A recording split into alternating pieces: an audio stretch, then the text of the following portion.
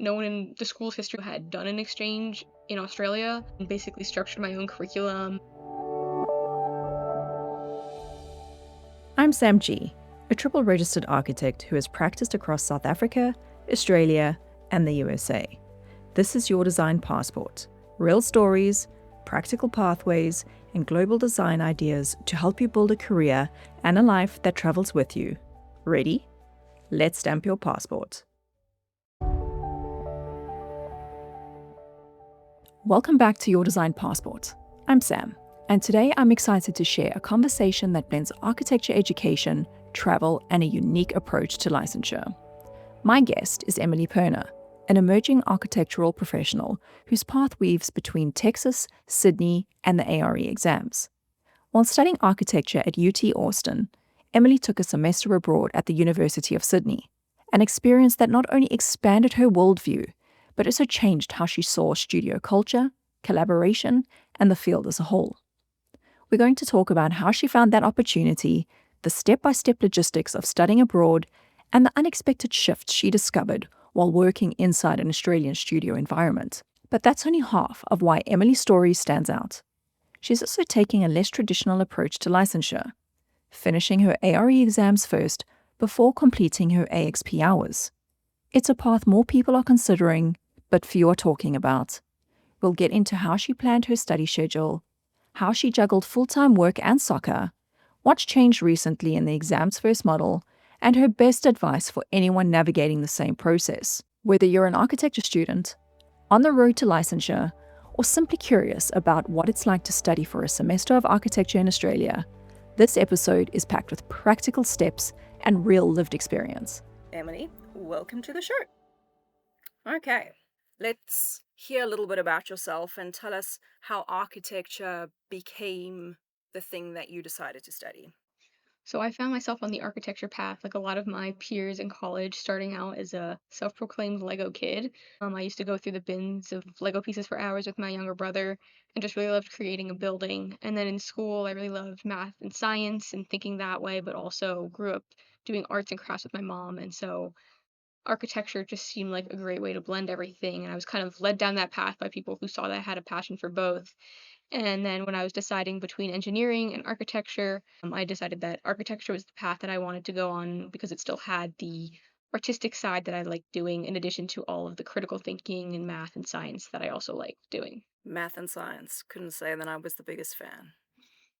No, I loved physics. I got so close to doing engineering, but I really wanted to design. And then how did Australia, and specifically the University of Sydney, land on your radar in the first place?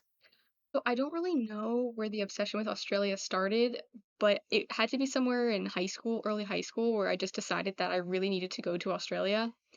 And then there was all these things that I started liking about Australia, like different bands coming out of there, different food, the surf culture, and I just needed to get there. And then my sister had studied abroad, so I saw how great that kind of an opportunity was.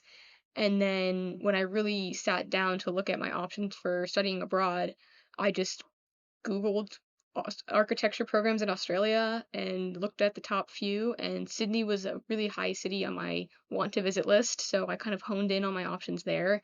And the options I mainly had were University of Sydney and UTS, University of Technology City. And I had both. I had looked into both really heavily, but I think USyd was just slightly higher in the rankings for what I wanted to look into, and gorgeous campus. So yeah, just Google searching and a weird obsession with Australia. And what would you advise anyone trying to follow the same journey? Are there any like little tricks or tips that you would encourage them to take? Yeah, I mean, when I had to go about it, I had no structure. There was no pre-existing program for me. The University of Texas School of Architecture had a Europe program that they had established, but it had actually expired during COVID, all of their travel contracts. So they didn't have anything set up, and so it kind of left an opportunity for them to say, "Hey, if there's something you want to do, like let us know and we'll approve it if it looks like it's good." And I took that and ran with it and basically structured my own curriculum and figured out all the courses I would need to take to satisfy my graduation requirements. And I think just that experience, I would, through all that, I would just advise people like, if you want to do something, just figure out a way to go get it done. I mean, there weren't even course equivalencies approved in the School of Architecture. I think one of the advisors told me that no one in the school's history, as far as she knew, had done an exchange in Australia. This Europe program had kind of been a catch-all for everyone. So yeah, just seeing the opportunity and finding out a way to do what you want to do, even if it's not been done before. So that's quite an interesting thing that it didn't exist before, and it was almost up to you to challenge the system and persevere to find those avenues. So, what made you decide to not just take no for an answer and pursue that and see if you could still get your semester done under in Australia? Yeah, I mean, a Europe program sounded amazing. It sounded great. You got to see all these beautiful countries, but I had a qualm where you had to stay in Paris for 6 weeks of it. So you were stuck in one city and visiting all these other ones for weeks at a time, for like a week or so at a time. And I just really wanted to get immersed in like one culture, one really unique culture. And obviously in America we have a very Eurocentric education, and I kind of wanted to break out of that. And in addition to that, the semester before that, I had been working on a project where we had done a lot of research on green roofs and different types of vegetated roofs. And we had all of this information that we had researched coming out of Australia and New Zealand because they're really big on, progressive green architecture over there. And I had just seen all of this research that they were doing on rammed earth and vegetated roofs and planting integrated with the built environment. And I was just like, I want to learn more about this. This is what I feel is interesting, and where the industry should be moving. And I thought it would be a great opportunity to get immersed in that. And so just knowing what I really had a passion for, and then obviously the chance to study abroad in somewhere as far and unique as Australia for 5 months was a great motivator to get all the work done. And just also kind of knowing that no one had done it before, it was kind of exciting to be able to maybe let other people in the future also explore that and have that opportunity to go to Australia. And then what were you hoping to get out of doing a semester abroad academically and personally? And do you feel that those expectations were met? So academically, I kind of mentioned getting exposed to like a new culture for 5 months, not just socially, but academically, and seeing how a different education system worked really was interesting to me. I had been really good friends with some exchange students at UT, and we'd always compare notes on how their education was growing up and how ours was. And it's very different. And it was just really interesting to me how everyone's normal could be so different in the education system. And so I really wanted to explore that and see what kind of design perspectives they had over there because we didn't really get a ton of that in our UT education. I had taken a few courses that were, Central Europe versus Western Europe and a little bit of the world architecture history. But I think just getting to see it firsthand is just a different level of learning.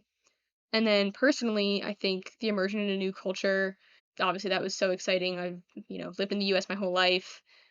And then just the opportunity to live in Sydney for 5 months, a place I've wanted to go to, and I couldn't imagine another time in my life where I'd necessarily have that opportunity, and it just seemed like such a great way to learn so fully in a new place, in a place as cool as Sydney. So, what's one moment from the first week that you were there that really sticks out to you? So I think it was the first day, if not the second day I was there.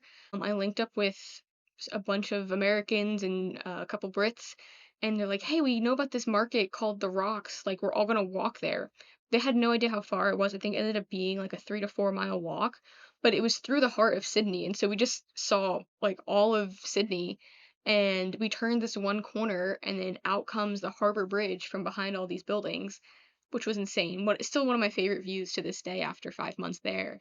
And then you turn another corner around one of the wharfs, and then there's the Sydney Opera House, which is even better in person than you could imagine, I think.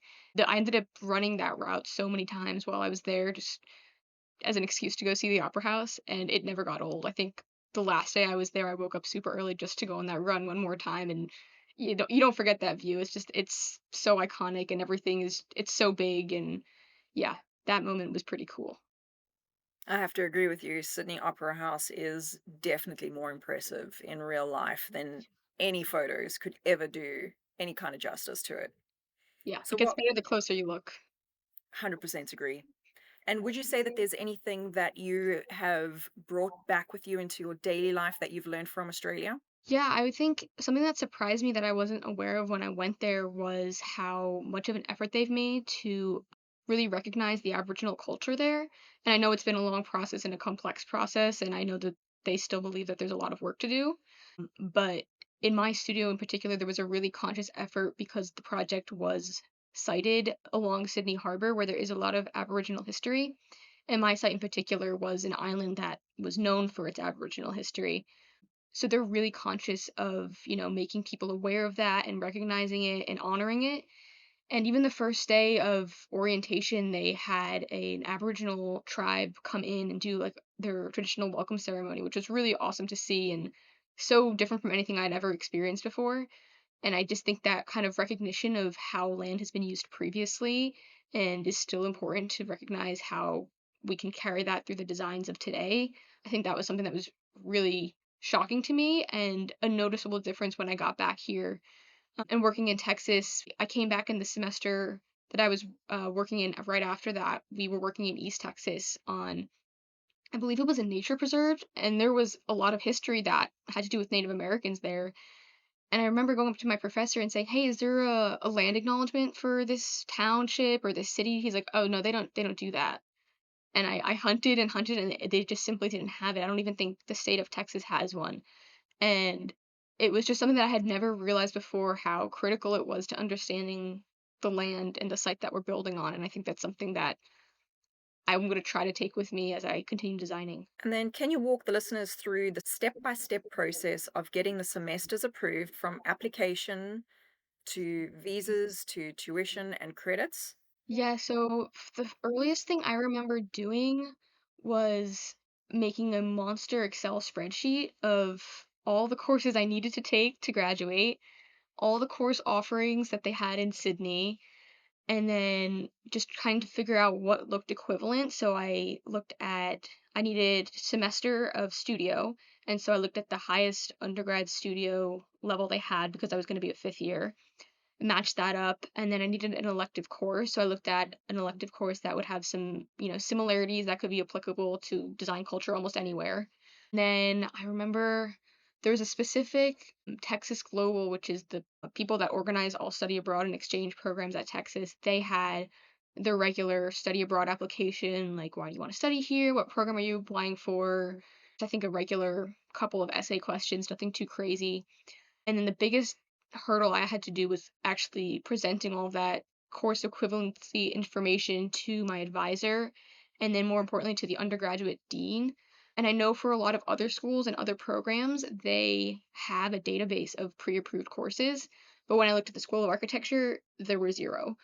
And so I had to go through and find the course syllabi from I think the past few years and kind of present it in a way like, hey, here's what they're presenting in this course. Here's what I believe it's equivalent to if I were to take a class at UT, and I believe that I will get the same experience of design if I go attend this university.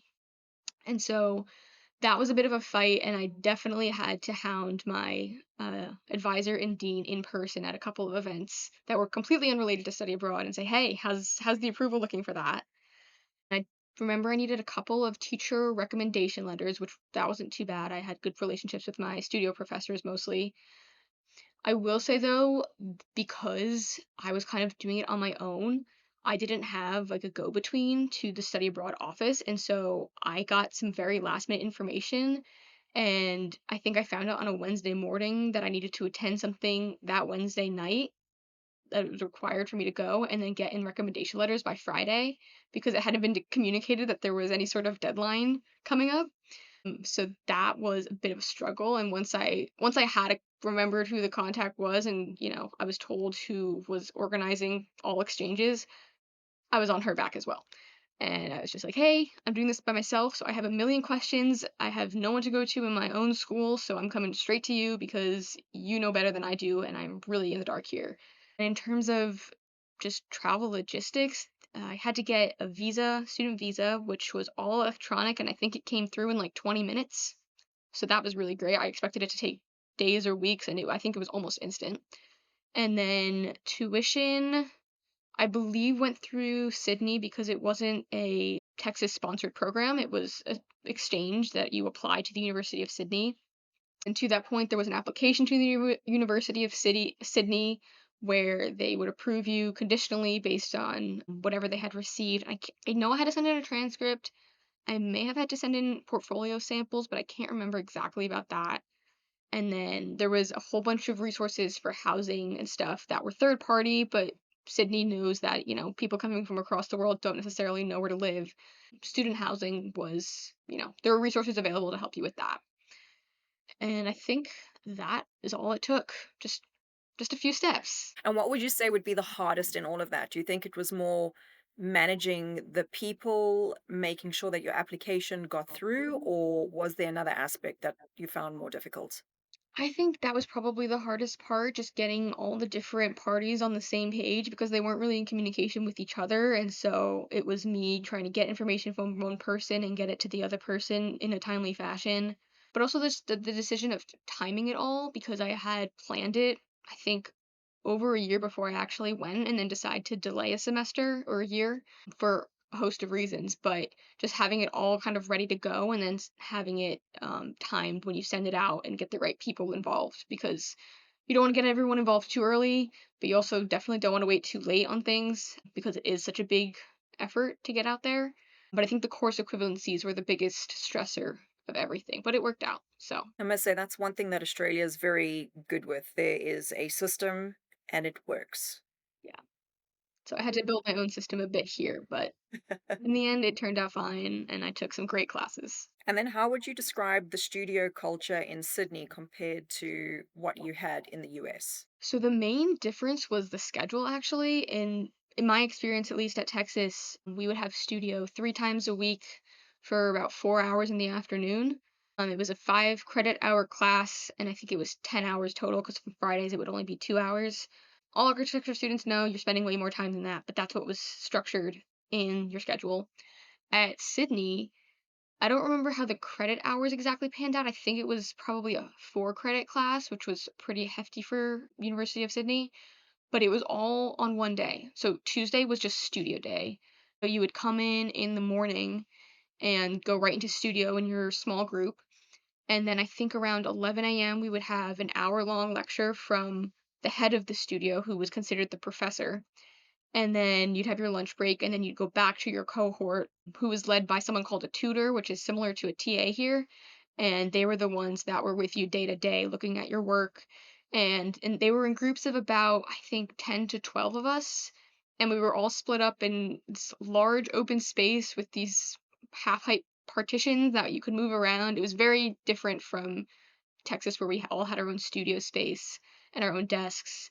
And the other thing about the studio at Sydney was that we didn't have our own desks to, construct and build at. So during the week, we'd work on our laptops on tables with a massive shortage of outlets, might I add. That was a real issue that we ran into every single week. To construct your models, there was one shared space with some giant long tables and then a bunch of shelves. And so you had to reserve your shelf space and then make sure that, someone didn't accidentally destroy your stuff while you were working on it. But every time you left that space, you had to go clean up and put away your things. So it was a different rhythm of workflow where you kind of had to batch your modeling in giant chunks, which is what I did at the end of the semester to get my models done. And I also remember it being really fast paced. And so, because you were like a week apart from seeing your instructor, you had to have a lot done each week to talk about, which I wasn't necessarily used to. And it was interesting because at Texas, I felt like speaking to my professor every other day was too much. But then at Sydney, it didn't feel like quite enough. So it was kind of figuring out how to balance going too far and then having to reel it back if they spoke to you and said, hey, you're not in the right direction, but also making progress throughout the whole semester. And then I also noticed I had a lot of international students from China in my class, and their visual skills and their graphic skills were insanely good, like nothing I'd ever seen. They showed up to, I think, a mid review with full color schemes and a graphic style, and they had aesthetics, and I had like dinky little line drawings, and I looked so bad compared to them, and it was so embarrassing. But it really just set the expectation for, the level that it needed to be at by the end of the semester. And it really pushed me to work fast and, grow the project faster from there, which it was a great challenge, not one I saw coming, but it made the work better. So if you were a course director and you Mhm. could then design your own curriculum and studio session? What elements from the US and what elements from Australia would you combine or take away? I think I would kind of balance between the frequency of the 2 studios. I think it was nice having one long day. I do think it could have maybe ended a little bit earlier because it was, I think, a fully 8-hour day of just studio, and at some point you'll lose a little steam. So maybe a 6-hour days would be good. That way you have some really intense focus sessions, but you're not constantly in and out of studio like in the US where you feel like, if you don't have time to work on it one day, you're gonna show up with nothing the next class. I did like the fact that we got a lecture every week in Sydney, and it was something that could relate to what we were doing, maybe not explicitly, but you could always pull something from it. It was more of a theory lecture than a technical design or a workflow lecture, and I think that was really helpful to have that structured in because I felt like studios in my US courses didn't always have that theory component. And when they did, they were kind of one offs or two offs during the semester and never felt like a regular rhythm of learning that. And I will say I did like having my own desk. And so I would really encourage individual desks and a lot of outlets because it made life so much easier, especially because I had a 30-minute walk to campus. And so, going back and forth to do modeling wasn't really an option. But that's not really in the professor's control, I suppose. So, what habit or mindset have you carried over from Sydney that you still incorporate today? So yeah, going back to what I said earlier, that acknowledgement of land use and past cultures that have, used the land in its original state, I think was really important from what I took out of that studio.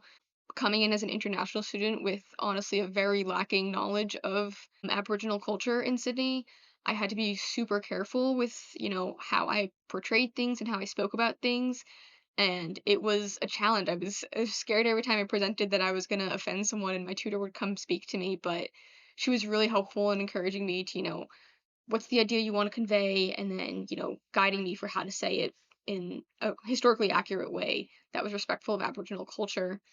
And then I think also constructability because we were building in the water and I had some wacky idea to have my building swiveling, and she kept pushing me. She goes, "How is this gonna work? How is this gonna spin? How are people gonna get on it? What's everything made out of?" And she pushed me and she pushed me, and I don't even think I gave her all the answers by the end of the semester, but really acknowledging the reality of having to construct these buildings, which I would say I didn't realize at UT how much we had been a very theoretical kind of design development level. So really pushing for that constructability came in when I got back to school and entering the workforce, obviously, when everything does get built, just considering how much reality sets in and, you have to consider weight and thickness and, how it all comes together to create something that you can actually say in without it crashing down. And then you chose to complete your exams first and log your hours afterwards. What led you to this decision and why is this so controversial? So for me, it was less of a decision, more of just a what do I do now with all my time? I think I had heard a lot of horror stories of people who had waited 10 years and went to go study and then realized that they didn't know how to study anymore. And I think that really freaked me out. I was very comfortable with my study habits coming out of school. And so I just thought I might as well just, knock them out while it's all fresh and while I have, some free time. I had all intentions of doing it over the winter while it was cold and sad outside. That didn't happen and I ended up studying all the way through the summer and testing all the way through the summer.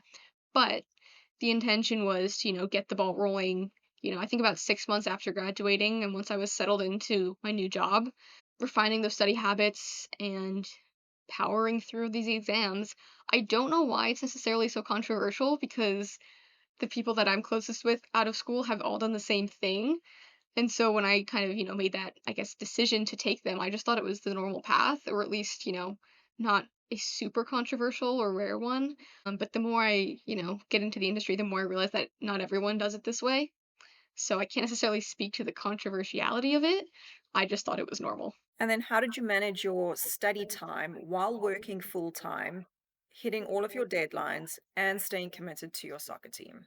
So when we had one of our, company like internal meetings about the licensure program, someone who had gotten licensed recently had mentioned how he used his lunch breaks to study, And I thought that was super smart because I was gonna be at the office anyway. I could probably use a little brain break from whatever task I was on, and I would be in an environment that was conducive to working.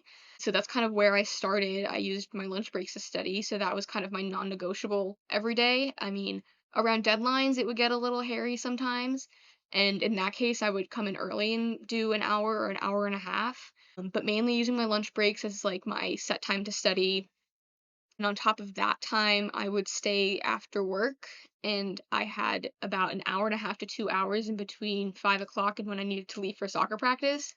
So instead of driving home in traffic, driving to soccer in traffic, and all of that, I would just stay at my desk and use those hour and a half, 2 hours to continue studying. And I think that was really just a good use of my time so that even though it wasn't, the most comfortable thing to be staying in the office an extra 2 hours until it got dark, it just was the best way to use my time efficiently and get as much studying in as one day, getting as much studying in one day as I could before I was running off to soccer, which ended super late. And then I would kind of use my weekends for longer study blocks, especially practice exams, which I tried to, sit down and take it all the way through if it was as if it was a real one.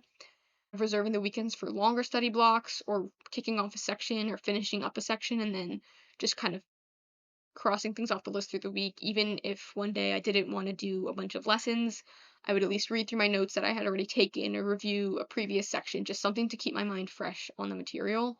And then in terms of balancing it with deadlines, I think it's just being flexible about when you can study. I prefer to study in the morning, but sometimes I'd get home at, 8 o'clock and I had a couple sections to do, and it was just about sitting down and powering through and knowing that at least it was a little bit of progress and, not taking a break. I tried not to take too many extended breaks between exams. I think I give myself the weekend off and then jump right back to it on Monday, just keeping the momentum going. And if someone's considering either studying abroad or taking exams earlier than expected, what is your top three pieces of advice that you would give them?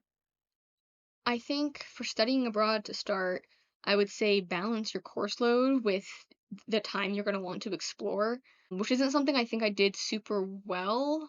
Not necessarily to my own fault. I didn't realize how intense the studio was going to be, but I think there was a lot I wanted to see while I was there that I didn't necessarily get to see. Not to say I didn't see a lot, I saw so much, but there were just a couple things that I missed out on that I had really wanted to go to, like, a trip to the Blue Mountains or making my way to Perth or exploring a couple more beach towns. So I would say factor that in for sure. And then being open to trying new things and just, saying yes to as much as you possibly can. Like I did a surf camp in a national park, which was really cool. Being open to exploring and making new friends and all of that, which is, I feel like, pretty general advice that everyone tells you. And then living that life while you're there, kind of like it's the only time you're going to be there. Something for me, at least, was the Australian coffee. I got one every single day, and some days I would ask myself, do I really need this coffee today? Do I really need to spend this, you know, $6 Australian? And then I remembered I'm only gonna be here for 5 months, and the day I get back, I'm gonna miss this Australian coffee. And so I bought myself an Australian coffee every day, and I think that was the best thing I could have done. So I would highly encourage that. So, what was your drink of choice? If it was hot out, an iced latte with almond milk, but no sweetener or anything because the coffee's too good. If it was cold out, flat white because I've heard it was the most Aussie one, and I had to try. Had to Oh, try to become a true blue. the good old flat white. Yeah. And then so for advice for taking exams early, I would say be really comfortable with your study methods and know how you study. I know friends that study wildly differently that can just listen to, lectures and absorb it that way. For me, unfortunately, I have to write everything out. So I have a full notebook of handwritten notes that I would just flip through and edit and write over. And that's just the best way I studied, and I know that's what works, and so I just had to make that effort to always make sure I had my writing utensil and notebook ready to go when I was studying. I think getting started is also one of the hardest parts, which is what everyone says, but I think I had studied for a month kind of loosely, and then I sat myself down and said, "No, you need to just study an exam for 2 weeks out and just figure out how you're gonna fit it all in and just really get a structure going." And I think that was the best thing I could have done because once I finished the first one, I was like, "Okay, I need to just get them all done now." Like, that wasn't so bad. I kind of know what the timeline looks like for future exams now, and so the faster I can, stick to the schedule, the faster I can get these done with. And then taking the time to learn the material.